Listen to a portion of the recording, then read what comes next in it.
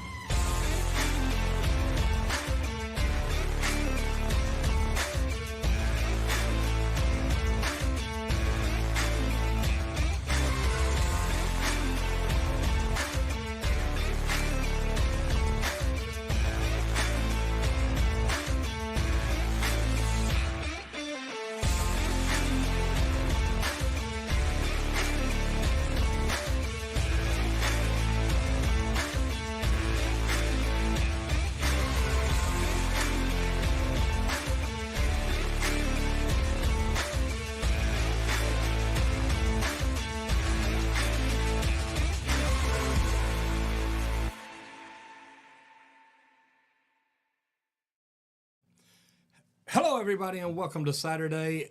As you see, I have another special guest in here. If this is your first time here, look, this is a live stream. Welcome to the show. Glad to have you here. If you have a question, please put a Q in front of it. I will try to make sure that I get to every single one of them. If it's not your first time here, welcome back. Great to have you here. I love this community. And if you just make comments in here, some other people may jump in and give you feedback, give you information.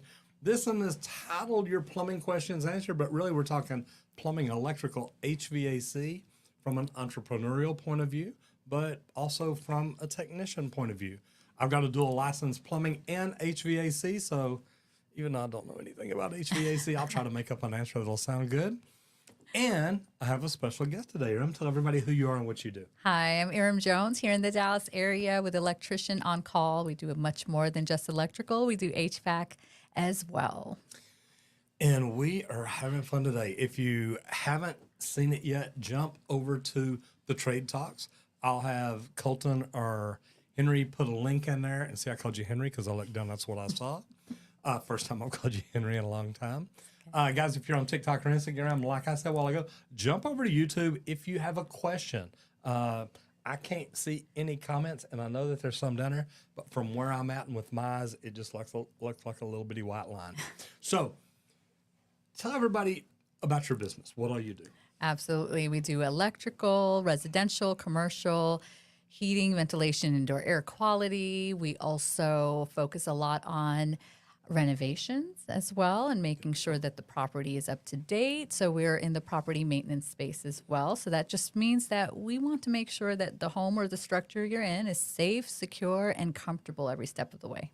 And property maintenance and property management, you're growing that not just nationwide, but now you're kind of looking at global. Yes, we are. Starting at the Caribbean first because that's our favorite destination. You know what? If I'm going to start a new business, I'm going to start in the Caribbean too. That is really, really good. So I'm going to jump in here and say hello to some people real quick. Welcome again to Saturday morning. Glad to have you here. JC Will-32 or _32. Hi, how are you? Good to see you in here. RC, I was trying to say Fry, but it's not. It's Fear, F-Y-R. What is the best device to use to find a small leak in a 3/4 inch PVC water line that is buried 12 to 15 inches deep with no surface signs?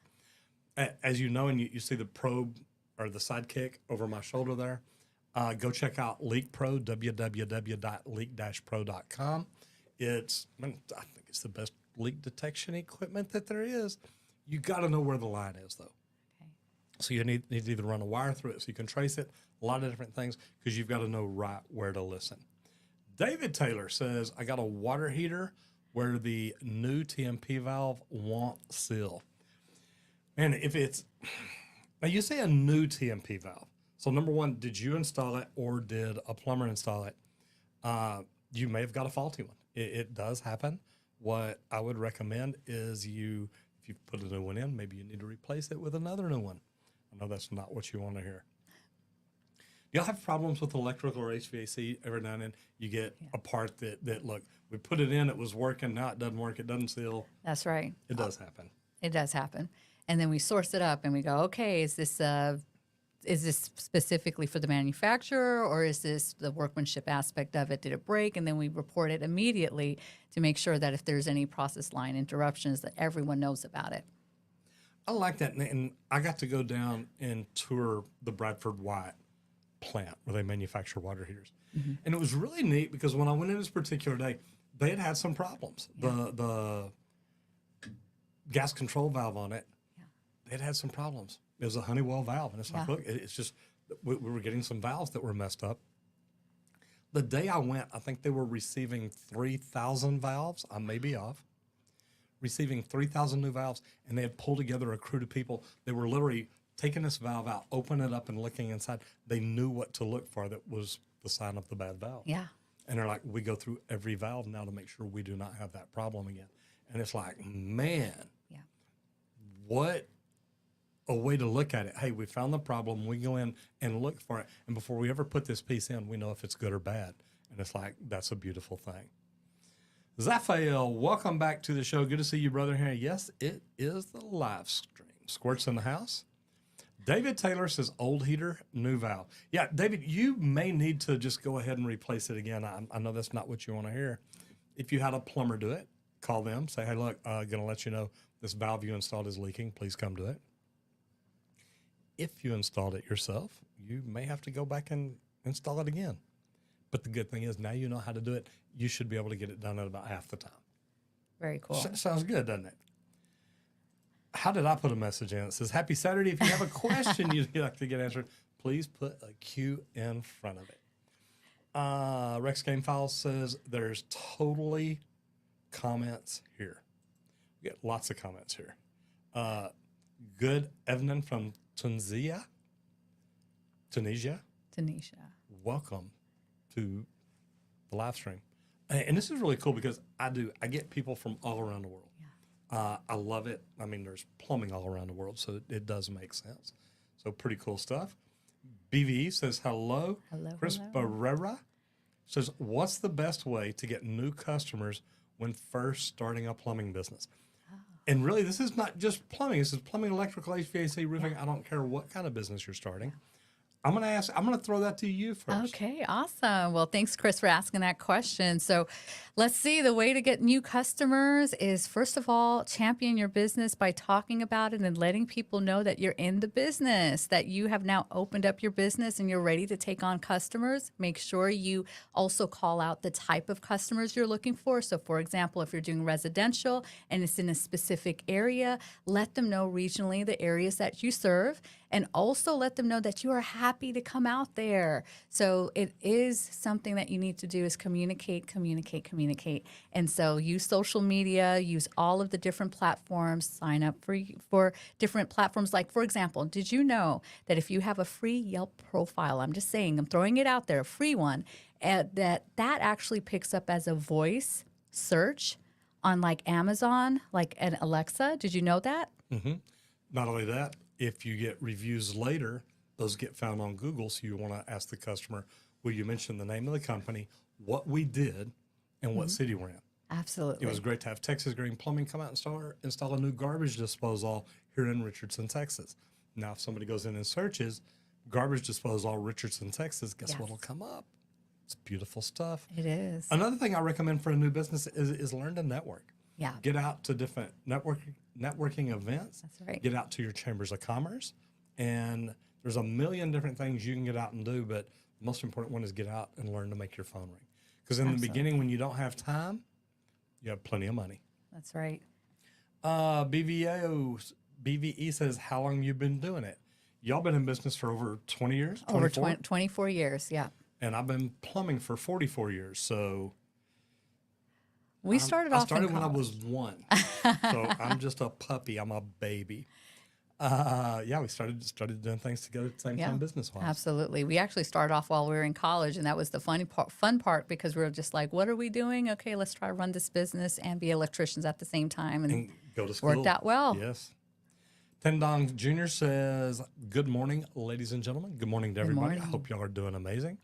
Okay, there is a link to the Trade Talks. That is where we did the podcast interview a while ago. It will be up in a week or two, something like that. Go check it out. If you're thinking about going in business, or you want to go into business, or you're in business but you're not sure what all's going on, check it out. You can learn some good things in there. That's right. And Dak Stewart, I saw you over here on the other side. Mother Dragons says hello. Hello. Oh, Moth Dragons, not Mother. Sorry about that. Ooh, Moth Dragons. That's interesting. I've watched Game of the Dragon, or all that. Is it Game of Thrones? Yeah, the Game of Thrones and House of the Dragon. That was it. So There both you of go. those, good stuff. Do you watch stuff like that? I try. You try? I try. You're too busy. You're like, look, Roger, if it ain't helping me grow my business, I don't want to waste my time. Which is a great I catch way the to highlights. be. I It's catch the good. highlights. It's good. Morning, Roger. How are we doing? Not just Roger. I have Aaron Jones in the house with me today. Nice. And we got a newbie. Okay, so Moth Dragon is new. Welcome to the channel. Raphael says, do you lack any particular multi-unit, mini-split AC units that can be used for a heat pump in the winter? Well, when you threw in a heat pump, you threw me. You got the magic on that one, or? Well, I don't really pay attention to the ones that we throw out there. What I'm saying is we're No, not you don't our throw 'em out there. company. You ins- professionally install out them. there. So here's the thing: we are not tied to one specific brand, right? So what we do is we install and maintain all of them. So I'm trying to recall the one that we have in our garage. I'm going to have to comment on this later, but that is the best mini split that we have, and we've converted our garage into a full-on, what do we call it, a full-on workout room at this point. So There you I'll go. find the details and I'll shoot it over to you. Wait. If it's a workout room, why have you got AC in there? I mean, I'm just saying. Because we park our cars in the other garage, and You know. there's enough space for that garage to be very comfortable. So it's like a man cave garage right now. I shouldn't even call it garage anymore, right? It just doesn't. It's not a garage You anymore. know, if I were building a workout room like here, there would be no AC. It would just be like, look, it is what it is. But I laughed when you said that, and then I thought, wait a minute, Roger, you've got 3 weight rooms at home. They're all in an air conditioner. Well, 2. The other one's just kind of the bedroom. But I've got a full gym in one room. I've got Yep. a lower body and everything in another bedroom. And then in my bedroom, I've also got my treadmill, my ab machine, my That's right. inverter. So it's like, Yeah. how much do you enjoy it 1 to 10? How much do you enjoy being in the electrical HVAC industry? 10. Can I go 11? Yeah, because Can I go I 100? was thinking 11 or 12. It is that good. Exactly. I love what I get to do. Love it. All right, what is up with this HVAC dehumidification installs? Somebody puts in just buy a $100 dehumidifier. Well, we were training our guys on the indoor air quality aspect and how to talk around those specific situations. So on our end, when we're coming in to actually install, to provide service, we are also talking about the dehumidifiers, the whole house air balancing and the quality. So that's just part of the training that we do. And then we actually use parts of the manufacturer's training to help with those discussions, right? So the end users, the customers, the homeowners, the facility managers understand the best option for them. So that's the way we talk through that. I love it, and I love the fact that y'all are doing dehumidifiers and things like that, indoor air quality. I always teach plumbing companies, if you're not doing whole house water filtration, slab leaks, leak detection, stuff like that, you're hurting yourself. If you're a HVAC company and you're not doing indoor air quality, UV filtration, That's right. all that good stuff. If you're a electrical contractor and you are not doing whole house GFCIs, That's right. maybe solar panels, wind turbines, what can Yeah. you do to do things different Right. to bring more value to your company? So I look at that all the time. So I love that y'all are doing that. My brother, Dak Stewart, how are you, sir? Me and you need to chat about the whole marketing thing. So one day when you can come to Wiley, let me know. Albert Valent says, how does a check valve work? It depends on what type it is. There's spring checks, there's swing checks. A spring check has a spring to where when water comes on and pushes through a valve, enough pressure will push the gate, really, the wall, the blockage, whatever it is, out of the way where water can flow through. And then when that pressure dies down, the spring will push it back, or when there's no flow, it'll push it back. So that's one. The swing check is literally there's just a little lever that swings back and forth. When there's water flow, it opens. When the water flow stops, it comes right back down. They're fun to take apart. I've done a video, I believe, that NIPCO gave me some cutaway valves that we actually came in and showed people the valve, what it is, how it works, and showed them the cut open version so they could see it. Albert, that'd be a good video to go find. Zafiel says, Steve, I presume people want a unified, centrally controlled system, that multiple ones that need to be controlled. And I'll tell you what, Zafiel, I was in Utah, and when we went to Utah, we found out they install these splits or mini splits or something like this, but then there's controls and distribution to where like each room has its own thermostat and it'll work independently. And man, that was a neat system. So different parts of the United States are doing different things. And, you know, I talked about plumbers doing stuff like that and different things and doing more. I'm looking at a system right now, a waterless geothermal HVAC system that saves people 75% on their utilities. So it's like, and there's new products coming out, guys. And if you're not studying, and I tell people, study your industry every morning, 30 minutes to an hour. That's right. And if you'll do that over the course of a year later, you're going to be in the top 5% of your industry because you're going to understand more about it than anybody else. And it's a really, really neat deal. Yeah. Nathaniel Hart says, what's the most effective method to gain customers when first starting out? Kind of like what we talked about a while ago. You know, if you don't have any money, get out and network. Get out and talk about your business. Get on social media and post what you do each and every day. Does everybody you're connected to on social media know what you do? And that's huge. Absolutely. Can I piggyback off of that one? Absolutely. Another thing that you can do is make sure that you have business cards and make sure that you're utilizing both sides of the business card. That's the other thing. When we first started off, one side had the information on how to contact us, and then we had to monitor, right, when those that information came in. On the other side, we actually had a coupon that said, hey, use this for X, Y, Z. And then we actually listed out a few of the things that we did. Most people had a misconception of what your trade actually does. So when we wrote out ceiling fans, most people thought a handyman only does ceiling fans, not an electrician. So we were able to really dive in, specifically call out the type of jobs that we can do, and we took it from there. And you can also put like a QR code. Absolutely, nowadays. Give people things where they can literally scan it with their phone, look at it, they can register. That's right. So if you give them a card, say, look, there's a QR code on the back. Please register it. That way, when you call in, we've got your information. It speeds up the process. There's different things that you can do in that.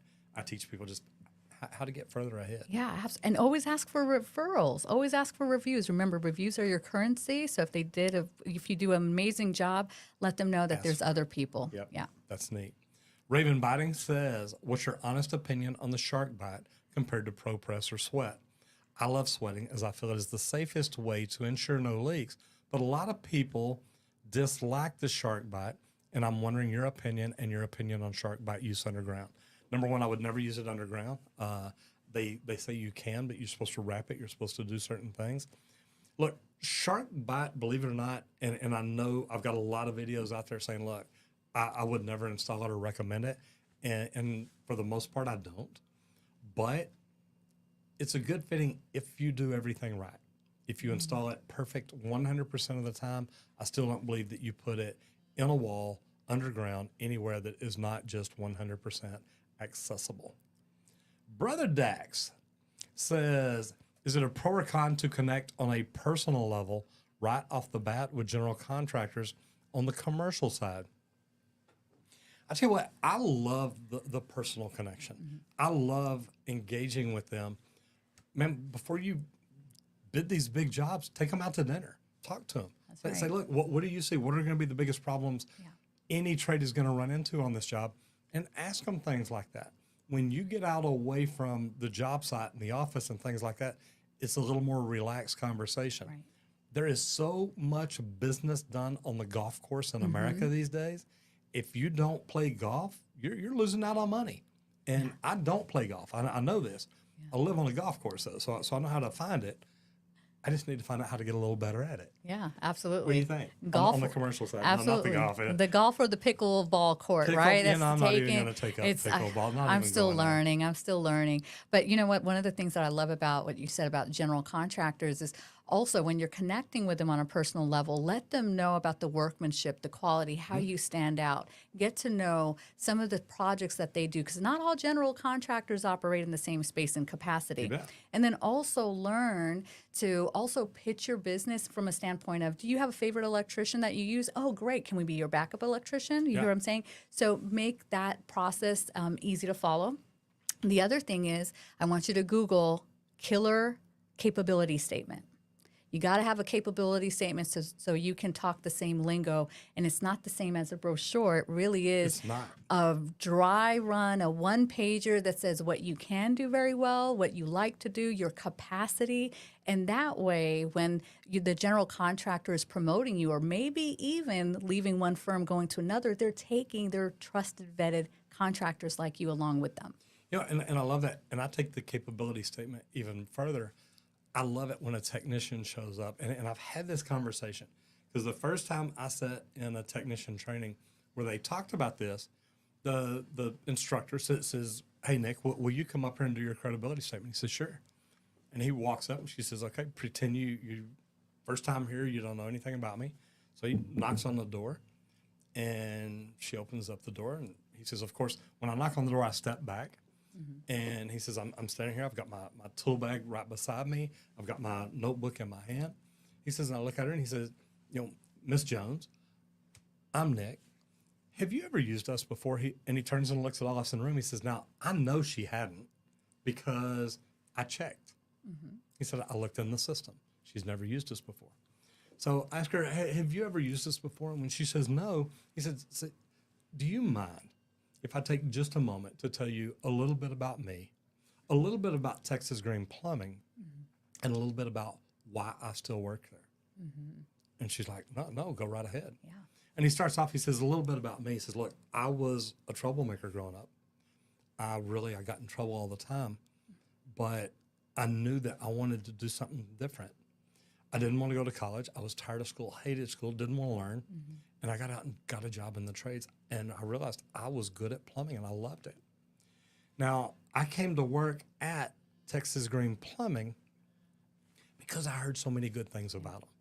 And I looked at the reviews and, man, they get great reviews.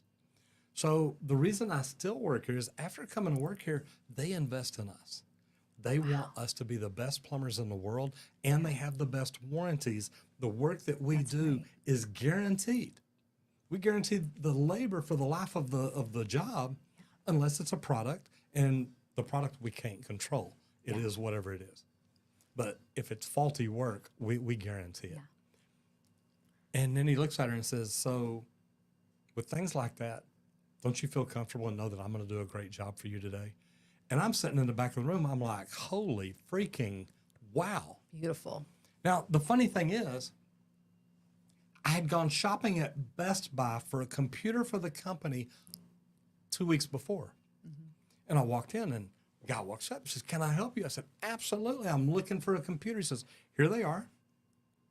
Pick one out and I'll get it for you and check you out. And walks off. And I thought, I'm a plumber. Number one, there's 60 computers right here. Yeah. And I'm supposed to pick what's best for me, for now, for the long term, what's going to be the easiest use, because didn't know if y'all heard me. I'm a plumber. and it's like, okay, wait a minute. So I'm hearing this plumber do his credibility statement. And later, about a year and a half, 2 years later, I was speaking at an event, and somebody from Best Buy came up and said, oh, we're speaking, man, I love you. I love what you do. I love how you motivate people to be better. And I said, man, can I tell you a story? Yeah. And I told him about going in to buy the computer. Right. And I told him about learning from Nick the plumber. 2 weeks later about a credibility statement. I said, man, can I tell you, if your technician, your salesperson, your computer guy, if that person would have walked up and said, hey, look, I'm Tony. Can I take just a minute and tell you about me and why I'm in this division Yeah. and why I work for Best Buy? Yeah, go right ahead. And I'm Tony. Look, I was a troublemaker in high school growing up. I stayed in trouble all the time. So, man, I love playing games and being on the computer, and I was really, really good at it. So I came to work here because I knew that I could work in the computer department. And they've spent a lot of money training me in. And I still work here because every year they send me in to learn new things from Dell, from Hewlett Packard, from Apple, from all these different brands that we sell. So with the training that I've gotten, everything that I've done, don't you think that if you'll take just a minute and tell me what it is you're looking for, how long you need it to be for? Matter of fact, I'll have questions for you, but you can stop me and ask me questions anytime. Yeah. But don't you think with this, you're going to walk out of here today with the best computer you need? Yeah. And I'm looking at this guy from Yeah. Best Buy at a conference, and I said, he could have said, this is the most expensive computer we've got, but this is the one you need. I'm like, I'm in. Yep.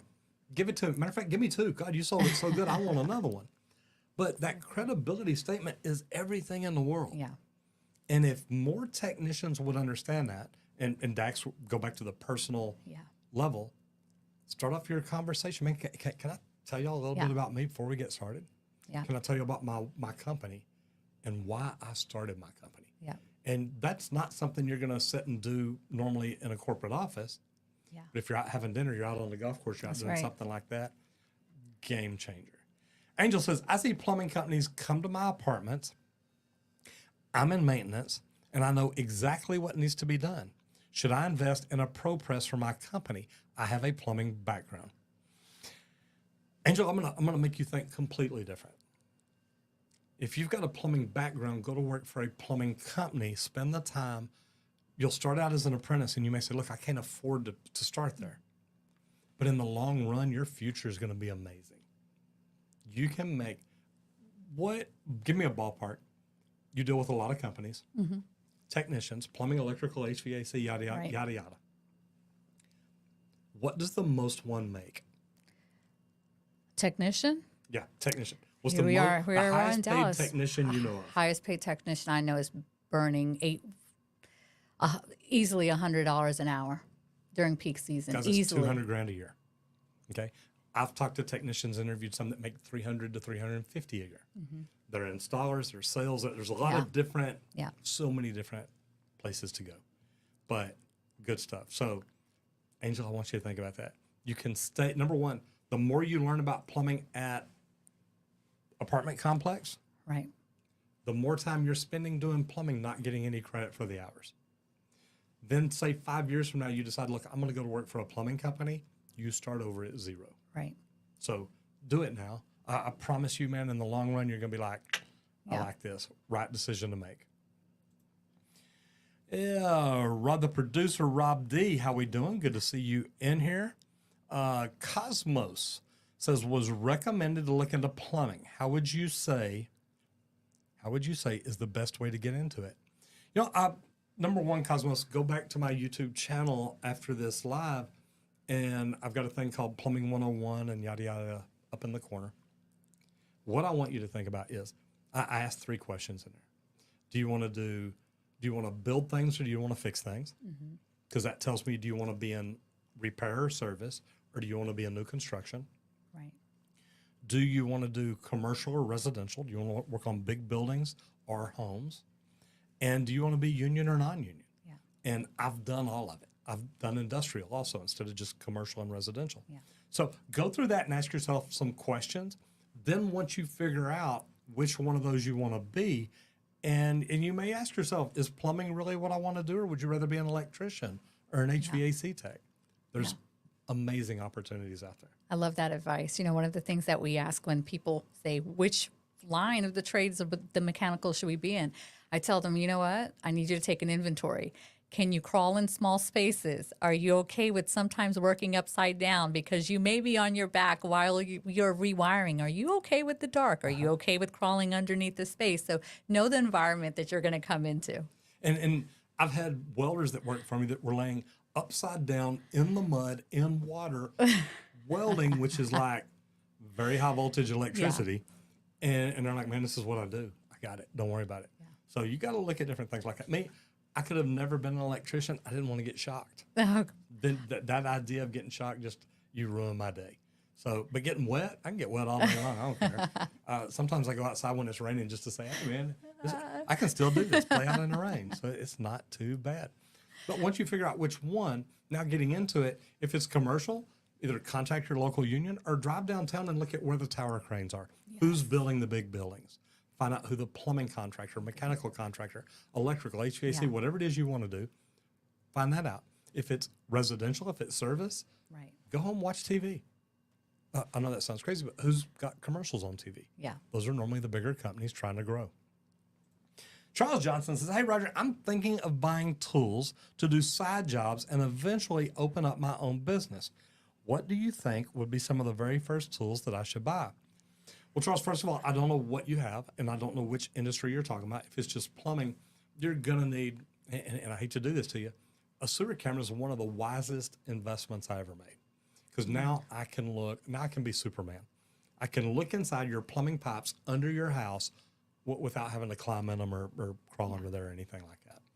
So that's always a big one. If it's just side jobs, a sawzall, a portable bandsaw, a cordless drill, your normal hand tools, you're going to spend $1,000, $2,000, maybe $3,000 off the get-go. But really just start with a good set of hand tools and you're off to a great start. Any book to take the test. I'm assuming, Rob D., the producer, you're talking about the plumbing exam. I don't even know if I've got it in here. I love the UPC study guide. I've got an entire video of how I use it. I take this book. I go to the back of it because it's a study guide. It has all the answers in it. I go through the book and highlight the correct answers. I read that book for a month or two. Mm-hmm. Question, correct answer. Question, correct answer. Question, correct answer. That's it.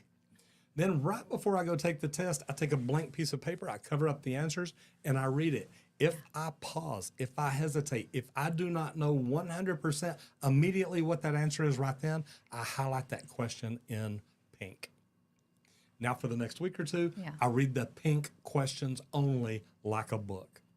The day I walk in and take the test, normally I'm flying through it, and there's no doubt about it. I'm putting in the correct answers. So great way to do it. It works. Let me see. BVE says, Q, this ain't a question, but my dad's been doing it for 50 years. He's got me beat. I started in 1980, so I'm at 44 years. Julie Jones in the house says, hi, Roger and Aram. It's good to see you this morning. Oh, good seeing you too. How are you doing? Good to see you. Jared Tucker, my brother, what is going on? I hope you're doing well. BVE says, what's the car or van you use to get around? When I'm plumbing, it's a work van. We bought the big, long, super tall, decked out, super wrapped, super stocked Sprinters or something, Ford extended super cab. Yeah. What do y'all use? We use Sprinters, and we have an F-250, which is a bad boy. It's a bad boy. Yeah. What's your personal drive around? It's some version of a BMW out there. Of some version. Some version. It's a mini SUV. Mine's a big old jacked up Chevy truck. I love it. Fuel efficiency is what I look for. There you go. Personally. Charles says, sorry to say, plumbing apprentice. Good for you. Yeah. So Charles, you're the study. I really do. Oh, the tools. Okay, Charles, number one, depending on what state you're in, I normally tell people don't do side jobs. Mm-hmm. Here's why. If you're a plumber and you go out and you do a side job, we got problems going on. You're a plumber and you go out and do, was it never on? I was going to say, I thought it was. Okay. Oh, it's probably been on for 2 hours and stopped and shut down or something. Okay. Anyway, I tell plumbers, if you don't have your license, you don't have insurance. Oh, you know what, Randy? I paused this a while ago. Okay. Did we still do it? No, I just went, wait, did he play it? It's not playing. No, it's fixing to. So we've been stuck on Roger Wakefield all day. I love that. I hope y'all are stuck on Roger Wakefield. If you're on TikTok or Instagram, man, you got questions, jump over to the YouTube channel, put a Q in front of it. Love to hear from y'all. But If you're doing side jobs, you better have insurance. That's right. You better be pulling permits. You better be getting things inspected, or you're going to get in trouble, and that's going to go against your license. Yeah. You're going to have discrepancies against your license for a long, long time. Absolutely. And that's for all trades out there as well. Yeah. How Yeah. can you Plumbing, guarantee- electrical, Yeah. HVAC. The skilled trades is what I Yes. call them. I don't Yeah. mean anything bad Yep. against carpenters or anybody, but you've got to have a license in Texas to Right. do those 3 jobs. Absolutely. And if you're a homeowner in Texas, know that those companies have to have a license. Right. It really is a big deal. All right. I want to get this name right. Nutton Bros 64 says, can you do a video on a rolling offset? I believe we've already done that. If not, Squirt, put that down on the list. I know that we've done 45. For some reason, I think we've done a rolling offset too. Any advice for an apprentice taking the tradesman exam? Study, and study again. I gave, I think it was Charles, information a while ago about studying for the exam using the UPC study guide. Yeah, it's going to help you out. And go back and look at my videos. I did a video at the Texas State Technical College with the dollhouse. So you'll get to see the dollhouse. You'll get to see everything on the plumbing exam, really. Just don't tell them I told you go look So there. can I ask you a question about the test? Absolutely. Do you guys have a whole bunch of math questions like they pack on for us electricians over here? We do. We have plumbing math questions. You've got, look, Study guide it's and not books. super hard, but this book tells you how to do it. That's right. It makes it so easy. Yeah. And, you know, the tradesman exam, you're still pretty good. The journeyman exam, you're still pretty good. Frank didn't tell me they just changed the master exam. So I'm like, okay, man, that's cool. So, you know, do the unions have the questions? Yeah. You know, where do y'all have the questions where we can find them? They're like, well, we're not giving these questions out. It's in the computer. Okay. Y'all got to know what you're doing. It's like, Yeah. man, because the study guides have always been where they got the Yeah. question from. The union always had them. Yeah. If you studied what the union gave you to study, you're going to pass the exam. He said, yeah, we're not doing that anymore. It's a good deal. Wow. You remember Plumber's Hero Press and Unclog the Mess. There you go. Plumber's Hero Press and Unclog the Mess. That Love it. unclogging the mess is the big deal. Hello from Minnesota. Sorry, said it all wrong. Hello from Minnesota. How are we doing? I hope this is summertime. Okay, Jeffrey, highlight. Tell me, what's the temperature up there right now? I'm going to look over here on the other side, and just kind of keep an eye on it. What's the temperature up there right now? So I'm in Texas. I love it in Texas. I would never leave Texas. Now you came from New York though. I did. It gets cold up there. It gets really cold. Yeah. Do you miss it? Listen, I came to Texas in February, guys, okay? And I was like, I'm not going back. It's sunny. And then in July and August, you thought, well, maybe. Well, I married someone who's in HVAC and You didn't have a electrical, choice, okay? yeah. So She's like, I I'm can go in the house. comfortable. I can go in the house. Exactly. Yes. Great way to look at it. Zafael says, on the business side, have you had someone issue a stop payment on a check? How do you deal with it as a plumber? Small claims, property lien, write-off. What do you do?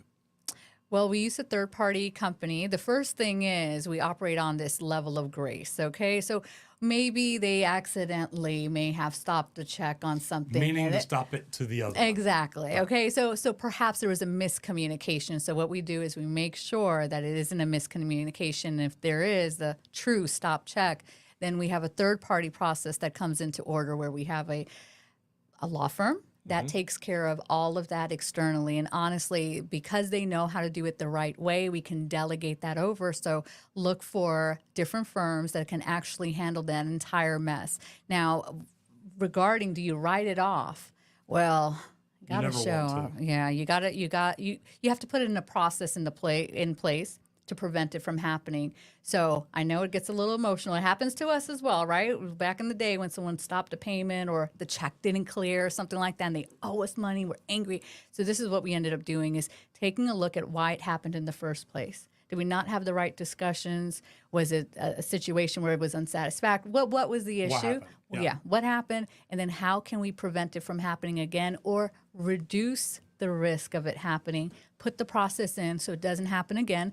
Take a look at your terms and agreements and disclosures and make sure that that's on every single estimate as well as invoice out Which is there. huge. Yeah. So make sure it's there because then you can point them to exactly what the statement was. Like, is it due upon receipt? Is it due within 30 days?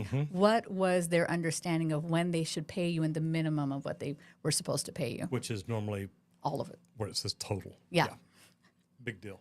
It's a very big deal. Joe Woods says, any advice for inspection and illustrations section on the plumbing exam?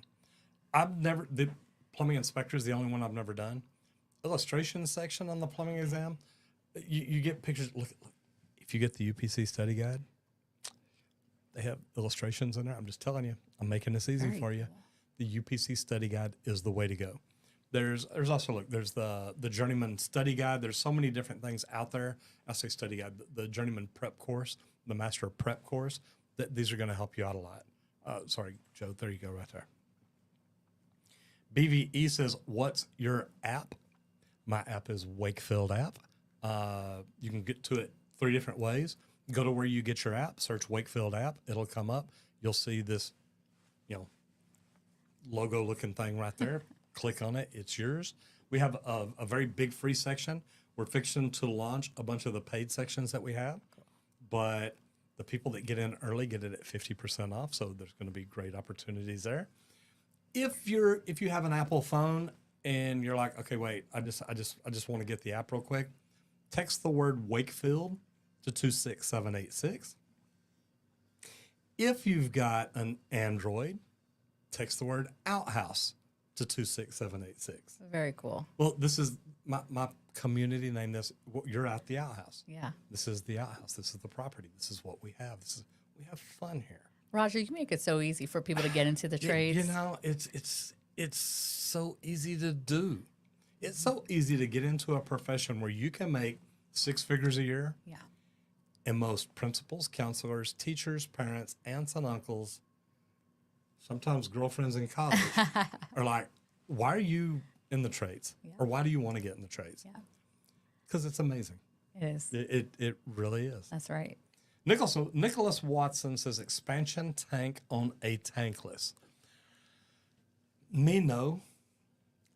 Some cities require it. You do what's required by code, read the addendum, understand why they do what they do. You can also sometimes contact the inspector. That's right. Hey, Mr. Inspector, I got a question. Do you really require this? Some inspectors say, look, I know it's in the code, but if I don't see it, I'm going to assume it's somewhere. Yeah. Like the way you think. And be nice to your inspectors. Oh, my right? God, that's huge. Be nice to your inspectors. This guy that fight with the inspectors, I'm like, how stupid are you? You know he's going to win, right? I mean, that's like fighting with your wife. You ain't winning. You might as well learn to play the game. Kevin Lemus says, can you recommend some great schools in Los Angeles? LA. PHCC would be my first contact. That's going to be the plumbing and the HVAC. Most people in Los Angeles are smart enough to be plumbers, not electricians. So I don't think no, I'm joking. I'm sure that they've got some good ones. Contact PHCC if you're interested in plumbing and HVAC. If you're interested in electrical, ask them. Yeah. You know of a school that provides training for electricians? Right. Another good thing would be contact the local cities, inspectors, plumbing companies, anything like that. Another thing is if you want to be commercial, contact the union. That's right. And say, look, I want to be the greatest commercial HVAC installer that ever lived, and man, they can hook you up. Exactly. And you know what I'm not doing over here? Man, I wonder, Squirt, let me know if we've even been shifting cameras or not. I look down and all of a sudden it's like, I don't think I did anything right today. Let's see what happens now. Mr. Nice says, good morning. My question is regarding plumbing for kitchen and washroom sink drain pipes. Great. Put your question in here, then we can answer it. Miss Laura Wade says, I should have gone into plumbing. Well, you married a plumber. You had a plumber. Don't even know how to go from there. I'm just going to stop right there. Miss Laura Wade, yes, you're right. A friend of mine. And, man, Colton, I don't know if my thing is circulating or not circulating or running or not running. It says multi. Let's see what happens. Man, I've done y'all wrong today. I mean, I hadn't been doing the cameras. I didn't have the backdrop on. Look there. Now We we're forgive rotating you. for sure. We forgive you, I Roger. love it. Nicholas Cruz says, what are you seeing out there as far as year over year revenue in the trades in Texas? Has inflation impacted homeowner spending for you guys? It's impacted spending, but we're still making more money. That's right. We make more and more every year. I Yeah. mean, we do, don't we? We do. Absolutely. I did. And you know what? It's also about the objections there, right? Even if they're being priced out because of the materials and the parts and just things getting super complicated over here, always offer financing. Two things. Offer credit cards. Yes. I know companies out there, look, I'm not dealing with it. It's like, man, you are losing the game already. Yeah. And then offer financing, like you That's said. right. That's right. And not just one financing partner, but multiple ones because bet. there's different tiers, and let them know on 100% of those phone calls. But what we're seeing a trend is that customers will call in and say, can I split the payment between multiple credit cards, right? And what you want to do is meet that customer and that dignity where they're at, maybe add that into your call script and say, hey, Miss Jones, we normally get people that split it up between multiple cards. Or do you want to put this all on one card? And that way it's not an awkward situation or you're chasing down an invoice.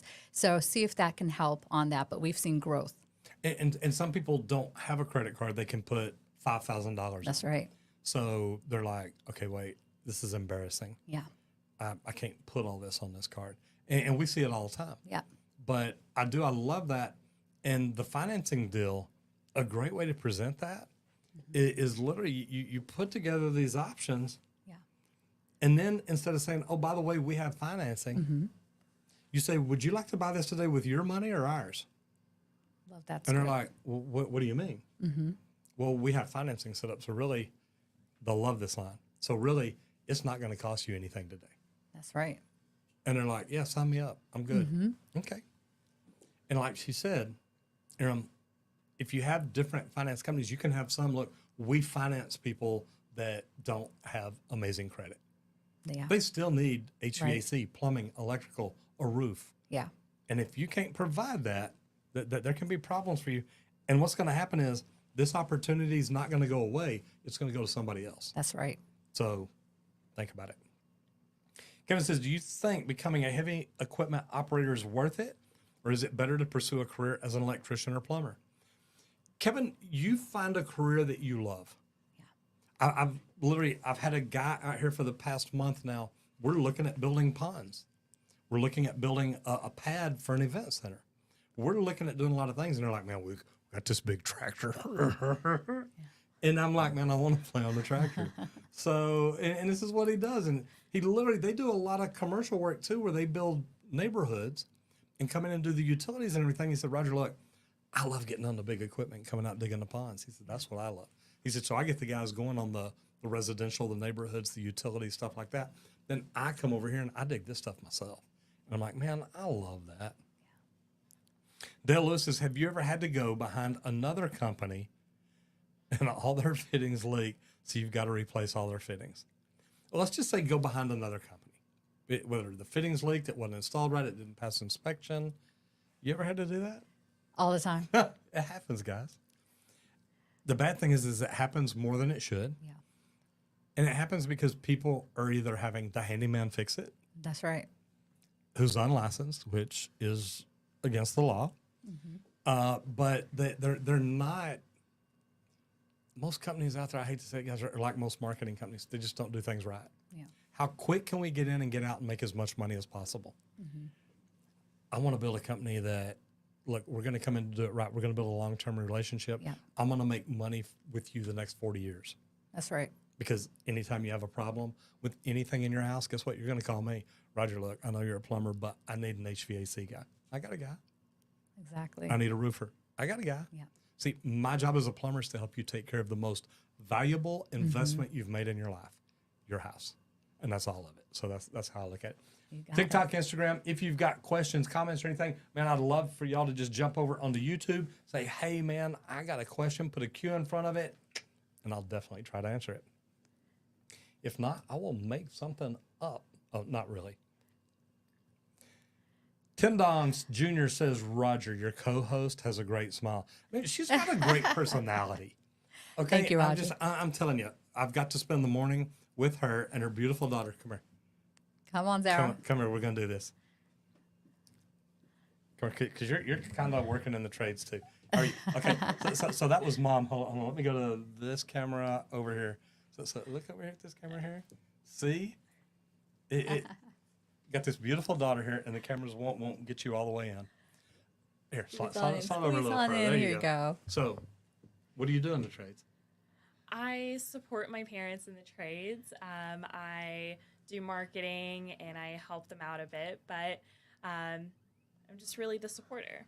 So see, this has been my beautiful morning, so I've had a great day. All right, thank you. Thanks, Zara. So I threw her on the spot there. I So know. it is what it is. She has a beautiful smile. That's the way I roll. And yes, they've both got a beautiful smile. And she's And going an to be amazing second. personality. Thank you. And she's going to be second generation in all that we do, right? Second So generation. Love it. Even though she was told earlier she was the second baby, Our first baby is the business. she's the first baby. And I correct. I said, let me tell you, girl, you're number one. Don't you believe this story? Zaphael says, Roger, you've never been shocked as a plumber. I've been when pressure switches or steel and cast iron pipe mixes with bad electrical work. Well, number one, man, I haven't been shocked as a plumber, thank gosh. And I do my own electrical on water heaters and garbage disposals and stuff like that. I do love the new plugs that they just, plumbers used to have to take the garbage disposal apart, pull the wire in, put the right clip in, and wire it together, put it all back together and plug it in. Not anymore. Incinerator's got like, look, stick the plug here, press it down, put the screw in. Yeah. It's good. So good stuff. But no, I've never been shocked. Thank gosh. Good. Yes. Leonessa the Empress, welcome to the show. People are handymen for plumber services in my area due to price. How can I combat that?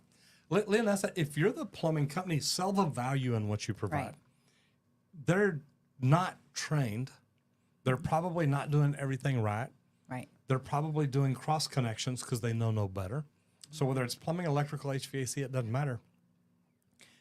Sell the value.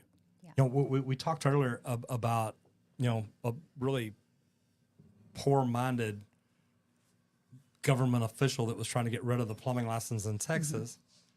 And people were coming to me and said, well, Roger, now that there's no plumbing license, are you going to lower your prices? I said, no, I'm going to raise my prices. Yeah. And they said, how?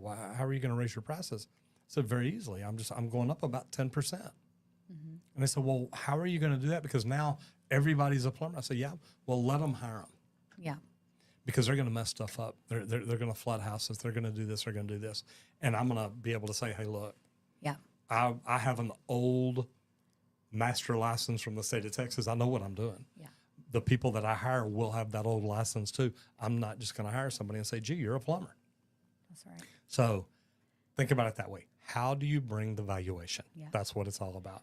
Can I add something to that? You sure can. All right, because we get that all the time in the electrical and HVAC space. A lot of times homeowners do not even know that that is the type of job you will do. So if they're price shopping around, even if they go, oh, that's a little too much, see if you can capture their information ahead of time. Point them to a blog article on your page, perhaps, that breaks it down in a visual that says, here's all the guarantees that we do, and here's possibly the questionable things that they may not do, right? So, for example, maybe a question mark. You can guarantee that you have insurance, the workmanship will be there. But for the other company, it's questionable. You don't know. And here's the thing. Ask the questions. Provoke the pain point, right? You have to do that sometimes and say, hey, if, for example, right, I'll give you this from an electrician standpoint. Sometimes people install their own chandelier, and it's a 50-pound chandelier, and they're using a bracket brace that can only hold up to 20 pounds. If that. It's got one or two little screws into the side of the stud.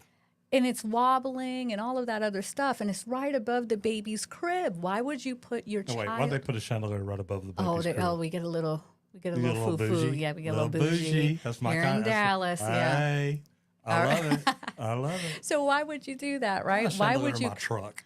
Do you? In your bathroom? I'm a big truck. I'm a big truck. No, but you're right. A handyman doesn't look at all that. Yeah. Some of them don't even realize it. Yeah. And they go back and they don't understand why the mount for the chandelier is hanging like this and the sheetrock's falling out Yeah. and the insulation's falling out. And it's like that. And you say, what? Everything looks good to me. Yeah. Yeah. Scary. Brother Andrew Brown, what's up? Says, love the trades. Thank you for what you do. Brother, you are welcome. He's amazing. And I like that now, skilled trades education. Love that. Love it. Kevin Limas says, if you prefer not to crawl into small spaces, what are some other options in the trade? Plumbers have to do it. Electricians have to do it. HVAC technicians have to do it. Roofer. Ladders, stability. They didn't say nothing about ladders and stuff like that. instructions. Said he doesn't want to crawl in small spaces.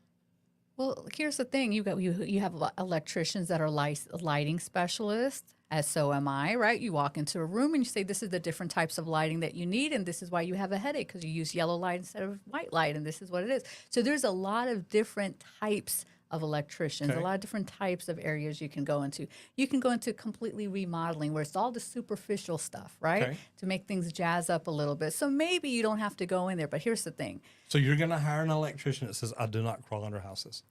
that's what your helper's for. Roofer. Just get up on a roof. Don't worry about it. You'll never have to crawl under the crawl space. I'm just telling you. I got you. Or find a company that says, yeah, we'll hire you even if you won't climb in small spaces. I get you. And I know that some companies Yeah. will, because there's plumbers that are bigger than me. I used to hate crawling under houses. Now it's like, you know what it is. Just get in there and go. But be transparent. Here's the thing. We hired someone before and they said, I don't do the crawling because I'm afraid of snakes. And I said, okay, we'll keep that mindful when we dispatch you to a job. During snake season. Just saying. And every day was snake season, right? Absolutely, absolutely. Trust WT says you still do plumbing. Wow. I do plumbing for videos. I don't run a plumbing company. I don't get out and do plumbing jobs. Man, I do plumbing for videos. I'm being honest with y'all.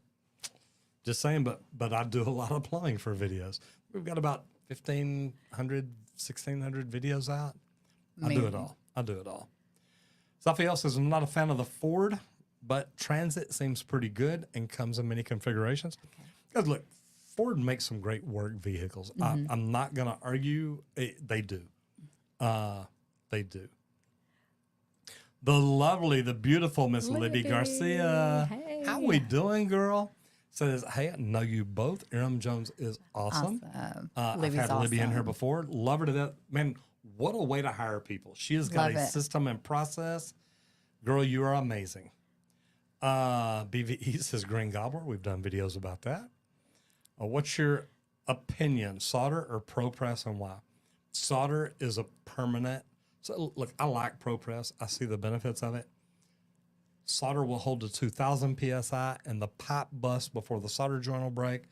ProPress will blow apart. And people say, well, Roger's never going to get there. I understand that. But I want the best. It lasts the longest. Exactly. Nightbot says, want some merch? Oh, I'm not talking to the Nightbot. Come on. Jared Tucker says, with all the mega apartment complexes going up in the DFW, how are there enough apprentices and plumbers, tradesmen doing this work? Also, how are these inspected? Each apartment? Also see a lot of plumbing trucks without license numbers and name. Number one, the no license number and name is illegal. That's right. Take pictures of it, send it to Austin, send it to Steve. Steve is the enforcement official down at the Texas State Board of Plumbing Examiner. Great guy. So let's start off at the top. Apartment complex is going up. How are there enough apprentices and plumbers? There's not. Yeah. We're constantly looking for plumbers, apprentices for plumbing, electrical, HVAC, roofing, all of it. We need new people in the trades.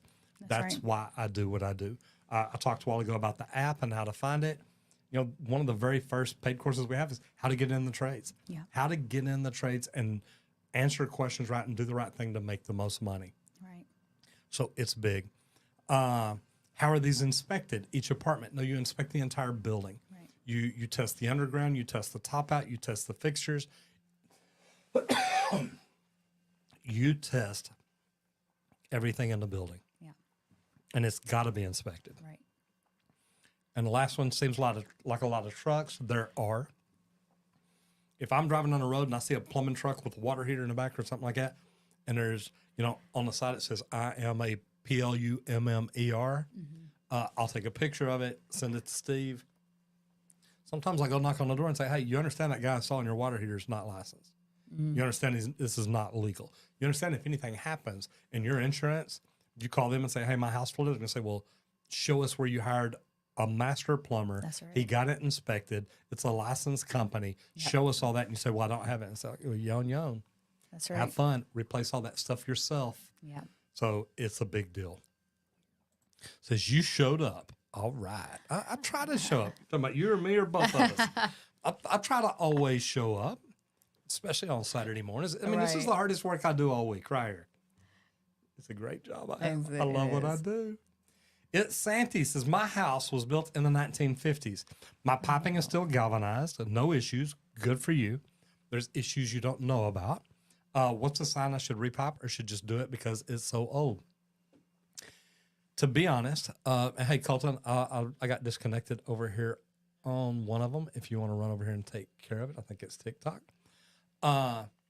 Here's the thing. Your galvanized pipe is slowly closing. You may not be losing pressure, you're losing volume.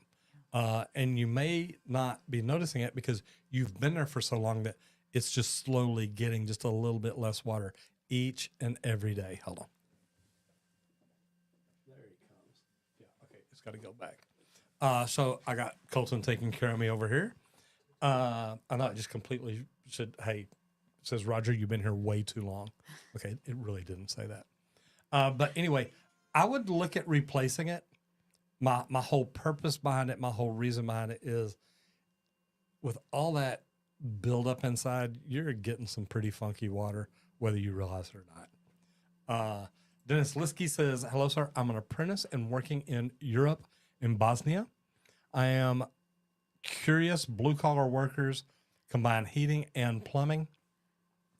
Is it like that in the United States, or do you need a license? Well, number one, in most parts of the United States, you need a license for the skilled trades, plumbing, electrical, and HVAC. Right. Companies that do heating and plumbing normally also do electrical work, but Aram does HVAC and electrical. Right. I did plumbing and HVAC. So there's a combination there. But, yeah, you need a license almost all the way across the United States. Yeah, you do. It's a big deal. We're seeing some suburbs that have some relaxed rules out there, right? So take a look at what they're offering in your local township and apply those rules. Stick to those. Know what code it's being built by. Know That's what right. code it's being inspected by. Right. And know what the addendums are in each and every city. Exactly. Nicholas Cruz says, thanks, Roger. Been following your channel for years. What's your best advice when scaling your business in the trades? I'm in asphalt and concrete in Minnesota. Man, my best advice for scaling your business is number one, is your marketing good? Is your marketing solid? Yeah. Can you turn it on and off? Yeah. And what I mean by that is, do you have Facebook ads or Google ads or something set up, funnel set up, where you can click a button and say, hey, we're slow this week, turn the ads on, spend this much money, and we can generate this much work. Right. That's one. How's your SEO? How's your website set up? Yeah. When people find it, is your phone ringing? Right. Is it converting? If you're really wanting to grow, there's two things. And I teach people to roll up. Can you roll up another concrete asphalt company? But also teach them to roll out. What else can you get into? If she wanted to grow, she already does electrical and HVAC. She could roll out and buy a plumbing company. Buy a small plumbing company, get the systems and processes in place. Right. Now she brings in companies, and the systems and processes are there. I love that. I was going to add in, take a look at your inventory of the different types of tools that you can use and whether they're transferable in different areas. So, for example, with us, we have high ladders, right? So if we're up there already and someone goes, hey, I need you to dust off something, specifically in this area, then have add-on services as well. But back to your question about growth, right? What does growth mean to you, right? So some people say growth by revenue, growth by people, growth by customer customer base and service. And so what does expansion really look like and focus in that area? And I love what you said about marketing and diversify your marketing. Don't put all your eggs in one basket. We've seen accounts turn off overnight, hacked out, and all of that other stuff. So have a strategic plan. If the internet was to go down today, could your customers find you? If not, also figure out what are those other places and pods that people can refer you over, and a very clear call to action. And the thing is, if internet went down, most people's answer is no. It's all through the website. It's all through social media. It's all through SEO. It's all on the website. I want to jump down here real quick, say hello to Mr. Tom Roberts. Thank you for the super chat. I see that. It says, getting ready to snake a main line and listening to y'all. Yakima, Washington. Good old on-call Saturday. And we were talking about that earlier. And I'm going to jump back up here in just a second, but I see Leonessa right down here say, is it worth to invest in a marketing company? Yes. Do you want to grow? Do you want people to find you? If you've got the time where you're like, look, I can sit around here and learn how to market and get on the phone and do this and do this and do this and do this, then fine, learn it, but do it. But then you'll get to the point where you're big enough where you need to be doing other things. Now you're going to be like, I need somebody to market the company. So you can learn it. Look, I'm opening up a marketing firm just for that reason. There's trades companies. I started doing social media because $47,000 getting taken away from you and making your phone stop ringing will make you think I have to do something. So there's plenty of opportunities out there. Find somebody that's going to do things right. And the bad thing is most marketing companies don't. They just want your money. And can I add something in, Roger? Like when you're trying to find a marketing company, ask for referrals, ask for some information, get a good understanding. Have they ever marketed in this space? Do they know how to represent your company, your voice? And then also, what are some ideas that you're bringing to the table as well? And then when we talk about marketing, it's also the remarketing, it's the following up, the call scripts, the nudges, the newsletters, the stickiness. It's not just about attracting a new customer and then saying, hey, all right, you're a new customer, therefore you're loyal. That's not how it works. A loyal customer is someone that actually talks about you during Thanksgiving dinner and brings up your company for no apparent reason. Or even invites you over to Thanksgiving dinner. Exactly. Yes. So always continue to market and make sure that you're talking about the different solutions in your business and the seasonal aspects of that. So start writing down your ideas. Take a look at your budget. And if you realize that you don't have the budget for it, I hear that a lot, is start small. Go on the University of YouTube, right? And see what works with other people and get connected to other forums where there's business owners, specifically in the trades as well, and see what everyone else is doing in their playbook and try to apply something there. And don't forget to monitor the results. Oh, yeah. Look at everything. Look, there's so many different opportunities out there. I teach people to do social media because it's an amazing thing. But now I'm learning more about the online, the SEO, the ads. You can turn on ads and turn off ads. You can't do that with social media. I do social media so well, our phones were blowing up. But I can't make people go get on social media. But if I'd have known ads better at the time, on a slow week, I could have just said, look, turn the ads on. Spend an extra $50 a day. Bring in an extra $5,000 this week. Whatever it is, know your numbers. Advertising should be an ROI. Meaning, if I spend $1,000, I can bring in $10,000. That's right. And you need to know that. You can't turn up social media like that. So, good stuff to know. Swag Hammer says a failed inspection isn't always a knock against the company. We have one municipality that will fail us unless we walk the house with the inspector. Swag Hammer, what I want to tell you there is I agree with you. It's not a knock against the company unless you didn't have anybody there. Because now you understand this. You just told me, hey, they want somebody there. As long as you know that, have somebody there. Put somebody there. Even if it's an apprentice, and say, dude, just sit there. Open the door for him. Tell him this is where we were. I had a plumbing inspector same way here. We did a lot of tunnel work, tunneling up under houses, fixing sewer and water lines. He wanted plastic in the tunnel and a ladder where he can get in and out. If he walked up, it wasn't there, he just left. He wouldn't even tell you why. He'd walk up, look, turn right back around and leave. It's like, whoa, what just happened? Like, well, it wasn't ready. We get that in our space as well. So maintain your relationships with your inspectors as well. Find out if you do need to be on site. And if you figure that that is one of the requirements, build that into your process. So then therefore you don't really fail because of something like that. And if there's a failure based off of workmanship, actually what we do is we bring that back over to the team and say, what could we have done to make this better? Did something unwind on its own? Or did we just not put it in as thorough as it needed to? What was the cause of it? And then we retrain our tech team to make sure that it doesn't happen again 'Cause that's to a minimize big the deal. risk. Yes. Love it. Zafiel says, Nicholas Cruz, do you have a complete or do you have to compete or deal with out-of-state pavement scammers? Because there's scammers in every business, guys. Zafiel says you can become a linesman if you don't like enclosed spaces. There you go. Wow. An electrician lineman. My hubby started off as a lineman lineman? in the Navy, I and love that. he told me that some of the towers they had to climb was like over Oh, yeah. 50 feet. So, wow. Kat says, hi, I was informed our flat roof has cracks and chimney issues. Third floor condo, can that contribute to any kind of leaks within our toilets or piping? It shouldn't within your toilets or piping. It should just be roofing, so it should only be when it rains. If you've got water, if you've got leaks any other time, that's plumbing. That's not that. Patrick Ramirez says solder. Right there with you, brother. Mr. Chris Reeves in the house. How are you? Says, do you recommend hiring someone to answer phones and dispatch or hire a plumbing tech first? Do you remember back when you started day one? Yeah, I do. What I was your do. first hire? Somebody to answer the phones or somebody, a technician? It was a technician because I was answering the phones. There you go. And then I was writing down all of the objections, the call script, and then the call script got way too robotic. And She then started I wanted building SOPs from I day know, one, I y'all. know. What But a here's the great way to be, thing. though. But here's the thing. It I is. also created workflows, so it was very easy to understand. So if you had to outsource, make sure you list 10 to 20 questions you expect people to call in to answer, so it can give you the right bet. dispatch Get details. the right people in. Yeah. Get the right people in.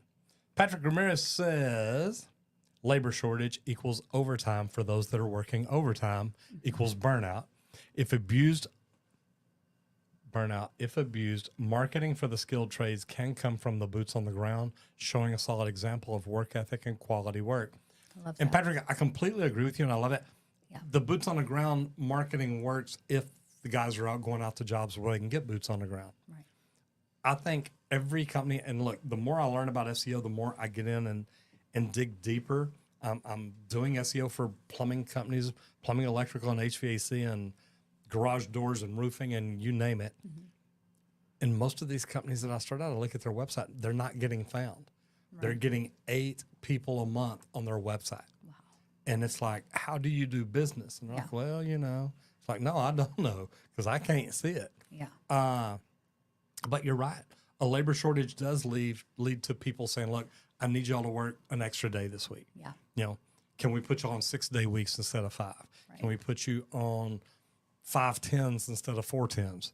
We can put you on 5 10s instead of 5 8s. You always look like, how can we get more? And you're right. It leads to burnout. Yeah. It leads to mental exhaustion. Yep. And then people start doing things wrong on the job. Right. And when I was in a union, there was a really big study about why, look, overtime's really not good. It hurts the company. We want more people, but guys, to get more people, we've got to recruit more people into the trades. And what's incredible about people in the trades, right, our techs, they're using both sides of their brain. And not only bet. that, is body fatigue. So as an electrician, if you have an oversight, that can cost Wears someone you their out head to life. toe. Absolutely. Yep. So one of the things that we do in-house here in Texas is we follow these rules where we want to avoid those burnouts. So if you're not fresh, there really isn't any overtime. We're going to try to work hard to push that into a new schedule so overtime isn't there, but you need that rest period. And then not only that, we don't mind sending someone over to another reputable company if we're not able to squeeze them in. Hey, we can't It's get all you about in. being safe. Yep, I love that. Darnell Van Slack says, what tips would you give for a first-year apprentice? The best one is never stop learning. Okay? Show up every day ready to learn, be coachable, but never stop learning. Yes. If you continue to learn, you're going to continue to grow, and it's going to do nothing but help you. You know what we tell our apprentices? Learn to listen and listen to learn. That's what we, every single good day, learn to listen to learn. And Leoness, I answered this one a while ago. Yes, invest in a marketing company. Make sure your website is done right. Make sure it's built properly. Make sure that you know how to turn ads on and off. Different things like that. It makes all the difference in the world. Jacob, Ken Svider says, best advice I can give a first-year apprentice is wear your knee pads and gloves and any other required PPE for the project at hand. Ask for help. If you need it, you will get hurt one day if not. Look, Jacob, you're right. Everything there is great. As a first-year apprentice, you've got to learn to do everything. And you've got to learn.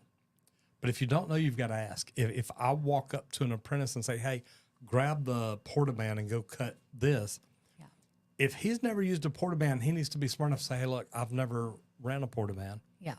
Will you show me how? And be the kind of tradesman that says, absolutely. Yeah. Let me show you how. Because you know what? Somewhere along the way, somebody showed you how. And that's a big deal. Brother Denver Charboy says, have skin cancer and been off work for a bit. Have surgery August the 1st. Brother, I'm praying for you. Yeah. I hope you do good. I love that you jump in here when you do. Get yourself taken care of, guys. That's number one. Dennis Liskey says, thank you for the answer, sir. One more.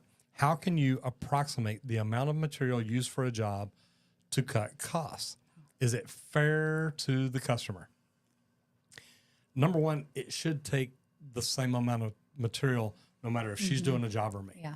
We look at what it takes to do the job and do it. Yeah. Some companies cut the price of materials by using a cheaper product, Right. which I don't believe in.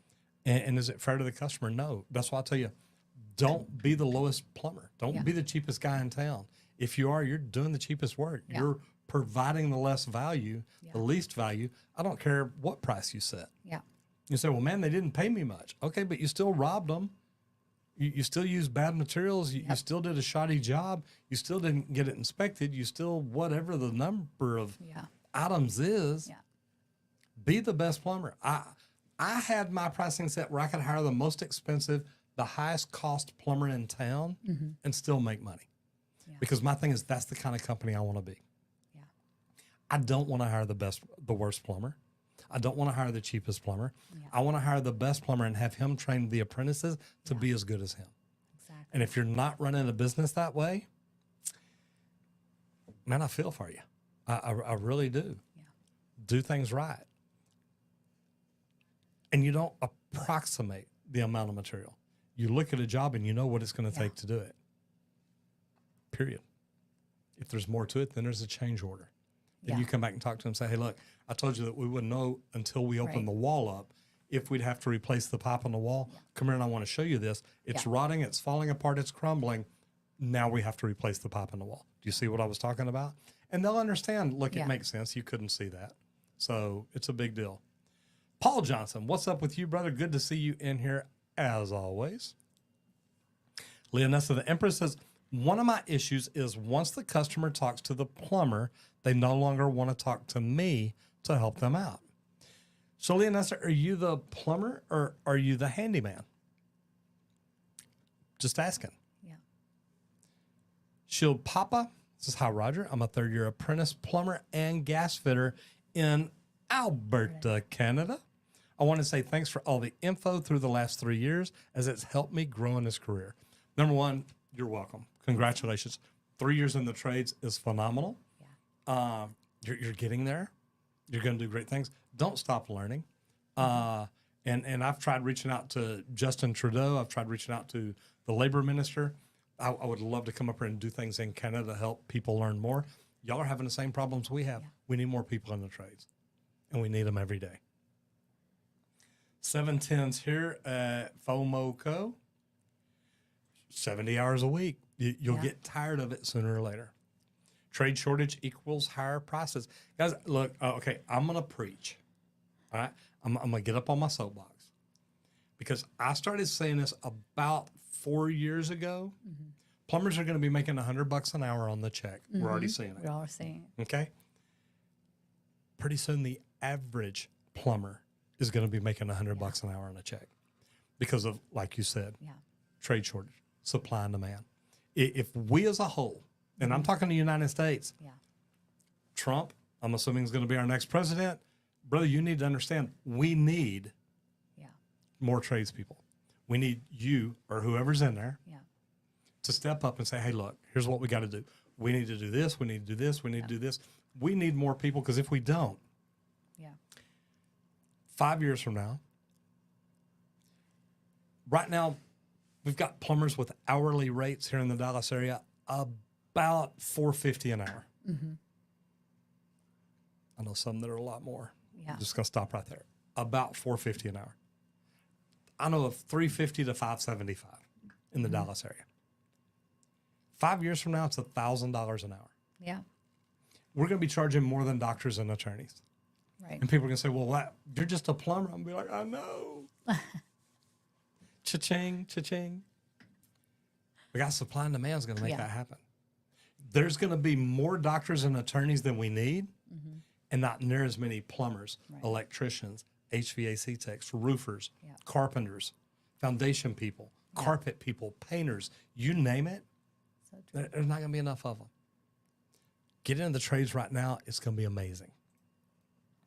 Basil Amon says, UAW, United Auto Workers, Local 600, pipe fitters.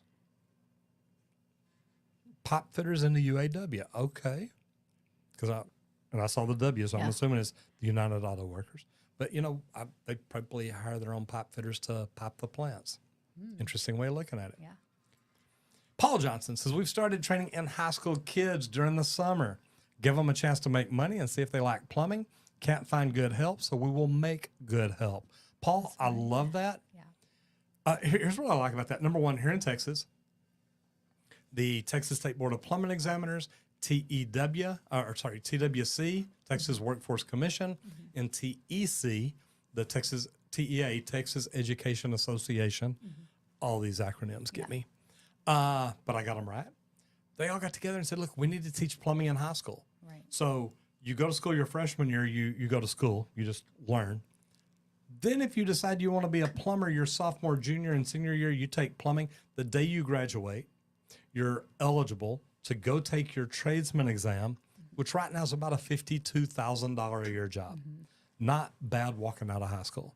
Exactly. The cool thing is, Brian Francis and TDLR are putting the same things in place that the Texas State Board of Plumbing Examiners did. Thank you, Chris Patty, for not letting us go completely away like you wanted to do. Talk bad about him a lot, I'm sorry. But thank you for not letting us go away, because now the Texas State Board of Plumbing Examiners is doing good things, and TDLR is following suit. So I love what we get to do. Yeah. Can I just add something to Paul? Paul, I think it's remarkable what you're doing, and take a look if you can chime into the CTE programs that you might have in additional school districts, what we're doing here locally. And when I say locally, in the DFW 200 plus mile square footage over here, is we start off also in the middle school, any career day, and we just bring a visibility into the industry and then specifically the breakout. So I love that you're doing that already and getting them warmed up, because here in Texas, we're warming them up for you before they get to high school. So then that way they feel really certain that that's the trade they want to get into. So thanks for doing that. This one went off again. I keep pointing at it. Sorry about that. But yes. Julian Sanchez says, hey, Roger, first of all, thank you for your videos. And I always wanted to ask, if you haven't answered that yet, what to study to get the 04. I just have the hours, but can't find that information. Julian, I'm not sure what the 04 is, if that's a Canada thing. So, yeah, jump back in here and let me know. Because I'm looking up. I'm not sure what the 04 is. Okay. Leonessa the Empress says, I'm a plumber, but I have other plumbers go out there to work. So good for you. The fact that they're talking to your plumbers, hopefully it's your plumbers, is good. As long as your plumbers understand, look, don't sell side work, don't do side work, don't do those jobs, because I'll fire you immediately. Yeah. If I send you out to one of my customers and you take them and do a side job, I hope you got rich. Yeah. Because that's going to be the last job you do for me. I'm a plumber at work in the office now, taking calls. Okay. And I love that, Yeah. because nobody better to explain the problem. Yeah. Hey, look, it's making that kind of noise. I don't think you've got a biggest problem as you think, and that's neat. So I like that. And I love that she's doing that, because actually all of our call takers are apprentices.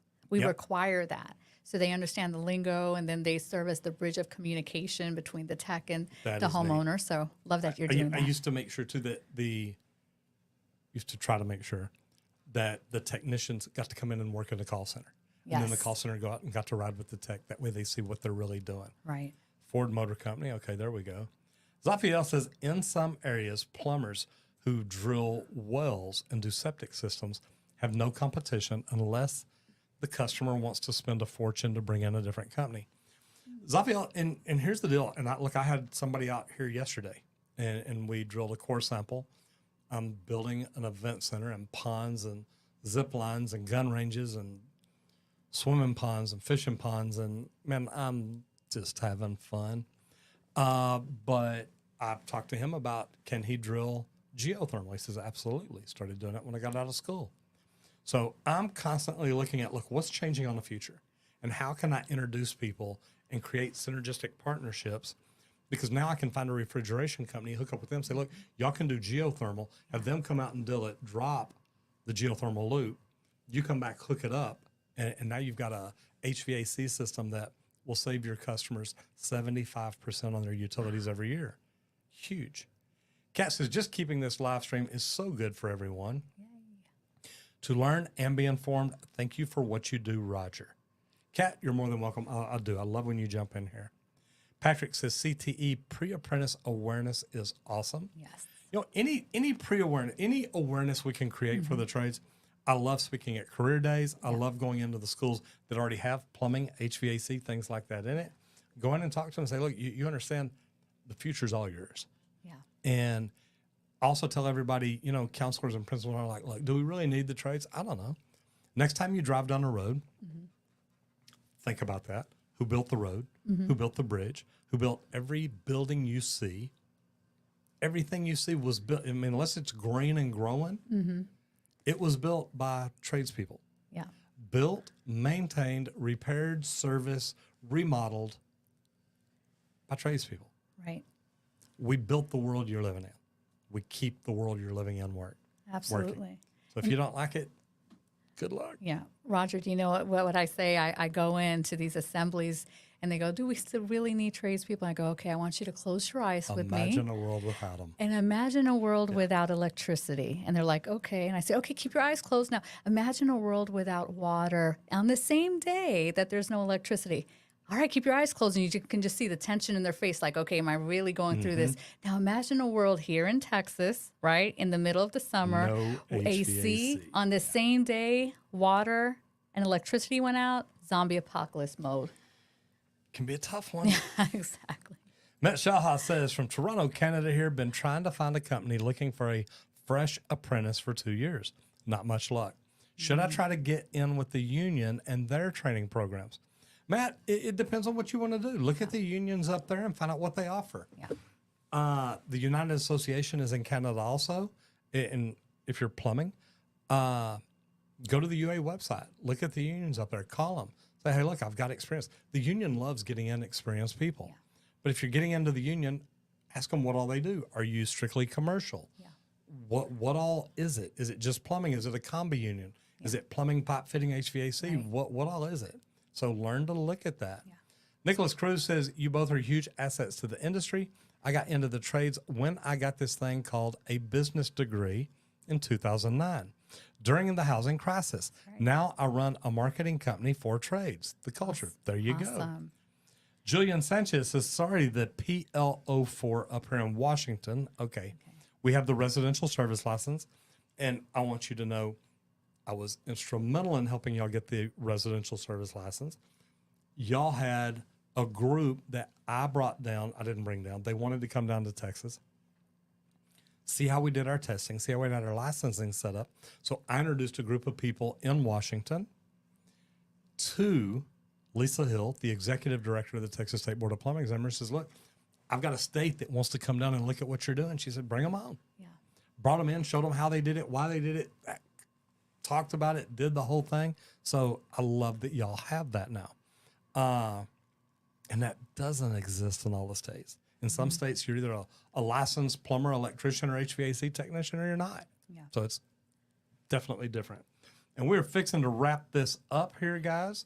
Colton D15 says, I'm 16 years old, trying to figure out what I want to do, and I'm thinking about a trade job, but I don't know which one to get into.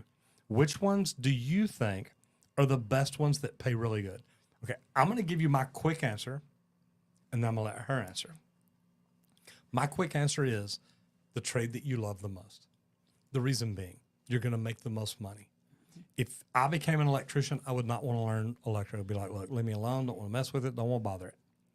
Plumbing, I want to know everything there is. Yeah. I want to know anything and everything about it. So that's my thing. But one of the skilled trades, plumbing, electrical, HVAC, where you need a license, you're going to make the most money. That's right. Love it. Aaron? All right. Really quick. What I would like you to do is take a quick inventory of your skill sets, and then I want you to create a LinkedIn profile really quick. And I want you to ask this question on LinkedIn, tag a couple of the most biggest construction companies out there, because they may have more resources for you to tap into so you can understand. Maybe even put something out there that says, I want to do a ride along with someone. I just want to watch. I want to experience the day in the life of. At Electrician on Call, we do that with people coming in, and that helps you understand what you're getting yourself into. I love that.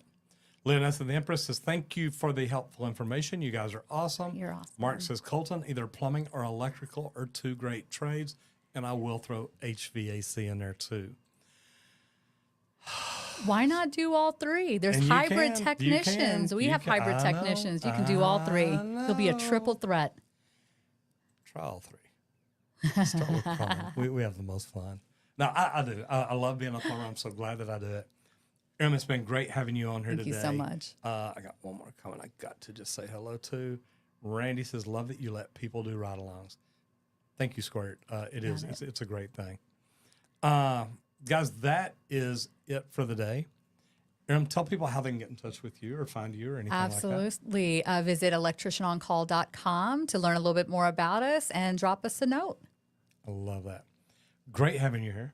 Thank you for having me. Been a fun day. Guys, if you hadn't checked out the podcast, go over there and check it out. If you want the app, text the word Wakefield to 26786. If you have Apple, if you have Android, text the word Outhouse to 26786. And we're learning, we're growing, we're doing great things. Great to be here with y'all again. Great. And I didn't even ask anybody today where they're from or what they do. Man, we just jumped into it. But I do. I hope y'all have such an amazing weekend. Glad you started out your Saturday mid-morning with us. And hopefully I'll see y'all again next week before I go to Cincinnati, because I'm going up there to work on advertising. So anything we can do to help the trades grow. I'm Roger Wakefield. I hope you enjoyed this. I hope you had fun, because I enjoy helping you learn to make more money in the trades.